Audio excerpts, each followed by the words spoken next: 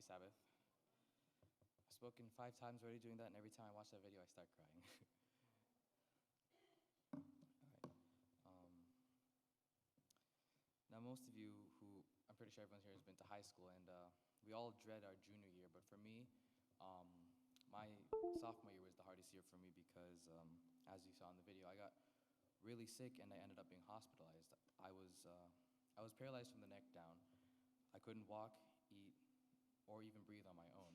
It was a very tough time for me physically, mentally, and spiritually. Because I couldn't move at all, I experienced severe muscle atrophy.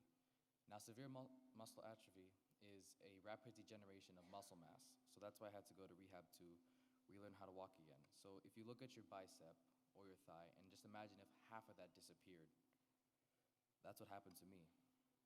I was constantly worrying about whether or not I would ever walk again.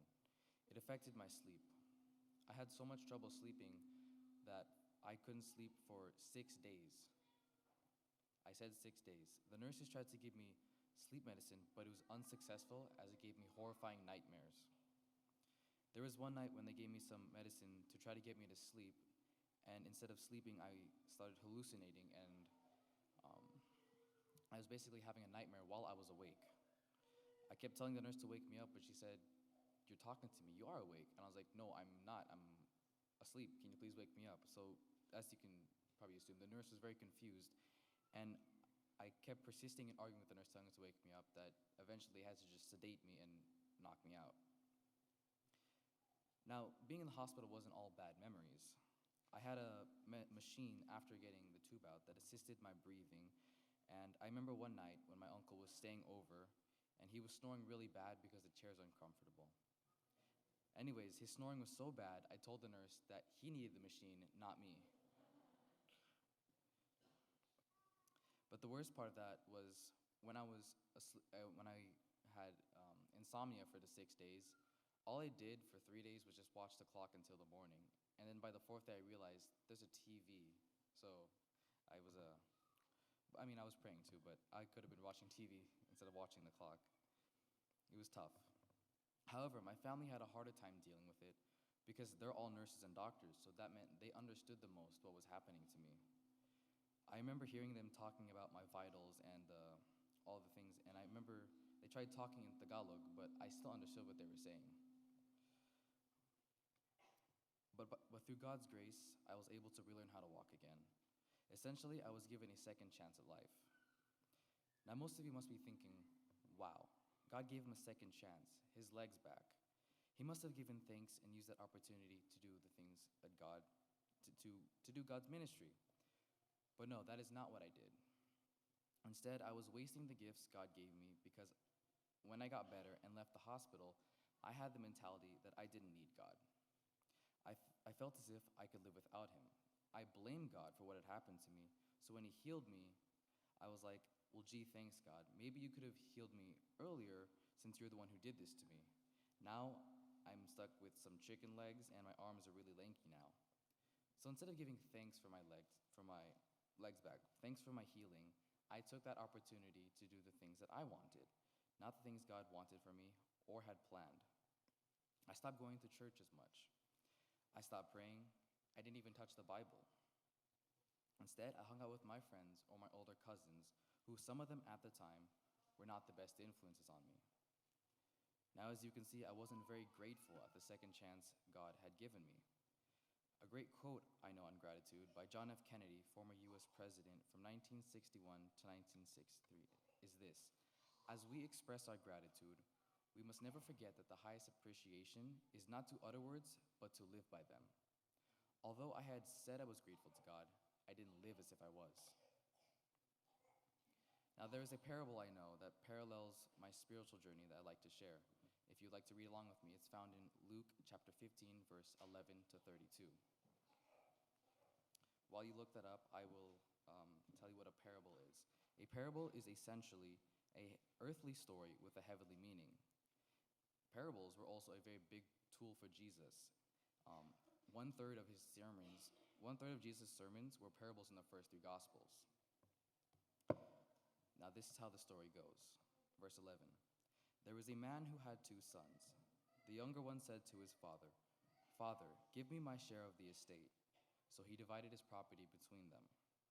Not long after that, the younger son got together all he had, set off for a distant country, and there squandered his wealth in wild living. After he had spent everything, there was a severe famine in that country, and he began to be in need. So he went and hired himself out to a citizen of that country, who sent him to his fields to feed pigs. He longed to fill his stomach with the pods that the pigs were eating, but no one gave him anything. Now let's stop right there. Let me give you some context. The son essentially told his father, 'You're dead to me,' because the only time inheritance was ever given was upon the death of the father. It says here in verse 12, the younger son, the younger son got together all he had. What that means is after he got ownership of the estates, he sold them off for cold, hard cash. The last thing I want to go over is when it says squandered his wealth in wild living. He was spending his money on wine, prostitutes, and music. Now, what was it that I was doing that was wild or squandering my privilege? What was I doing that was wasting my life? I got involved in drinking. It started in summer of 2015, and it went on until summer of 2016. I had been doing it without consequence, so I assumed that I wasn't doing anything wrong. I figured, who needs God? Now, last summer, I went camping with my cousins, and all I looked forward to was just drinking. But the first night, while I was drinking, my uncle caught me. He talked to me, telling me how I shouldn't have been drinking because of my health, that I was going down a dark path. I thought I was in the right, but I had been blinded by my distrust, or rather hatred of God. But my uncle helped me come to my senses. Now, before I continue with my life, let's jump back into the story because we'll see something interesting. The son experienced something similar. Verse 17. When he came to his senses, he said, 'How many of my father's hired servants have food to spare, and here I am starving to death? I will set out and go back to my father and say to him, Father, I have sinned against heaven and against you. I am no longer worthy to be called your son. Make me like one of your hired servants.' So he got up and went to his father." Now you see, coming back to my life, after having been caught, been confronted, and having come to my senses, I realized that if I continued down this dark path, I would not have achieved what I really wanted in life. Learn from me. If any of you are considering or drinking or taking drugs or pursuing any other addiction, it is not as glamorous as media makes it out to be. So I decided to try church again. Now, of course, when my mom found out in my choice to drink, she was disappointed. I had broken her trust, and although I had expressed my desire to join church activities again, she was really hesitant. She thought it might have been an excuse to sneak out or something along that. The first thing I decided to do was the kids program that most churches do, VBS, Vacation Bible School. I had signed up to be a crew leader. However, being there, I felt like a stranger, as if I was unworthy to be there or to be a leader. See, these people were holy, and I was not. But to my surprise, I was welcomed into the church with open arms. They took me in like I was family, and later on, I did become family. I felt this sense of community from church, like I was placed back into a position of honor. Let's continue reading the parable. But while he was still a long way off, his father saw him and was filled with compassion for him. He ran to his son, threw his arms around him, and kissed him. The son said to him, "Father, I have sinned against heaven and against you. I am no longer worthy to be called your son." But the father said to his servants, "Quick, bring the best robe